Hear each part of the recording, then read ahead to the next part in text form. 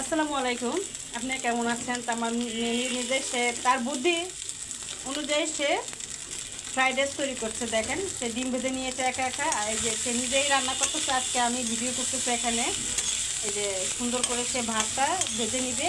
আর ম্যাগির যে মশলাটা রয়েছে, যে মিক্স মশলা, ওটা দিয়ে কিন্তু আপনি ইচ্ছা করলে ফ্রাইড রাইস বানাতে পারেন। কিন্তু ওটা না করে আপনি একটা কাজ করবেন, যে রাঁধুনি যে মশলাটা রয়েছে ওইটা কিন্তু সবচেয়ে ভালো। কারণ এটা হচ্ছে আপনার যে রাঁধুনির যে মানে ম্যাগির যে মশলাটা, সেটা হচ্ছে একটা ইসরায়েলের পণ্য। তা আপনি এই ইসরায়েলের পণ্য আপনারা খাবেন না।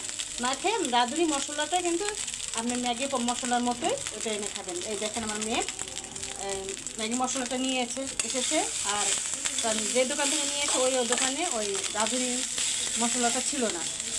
এভাবে বাচ্চাদেরকে নিজে নিজে আপনি পাশে দাঁড়িয়ে থাকবেন, ওরা নিজে নিজে কাজগুলো করবে, শিখবে, তাহলে অনেক কিছু শিখতে পারবে। এমন হতে পারে যে আপনি যখন অসুস্থ থাকবেন তখন ওরা আপনাকে টুকিটাকি বা যাই রান্না করে খাওয়ায়, তাহলে সেটা কিন্তু আপনার জন্য বড় একটা নিয়ামত।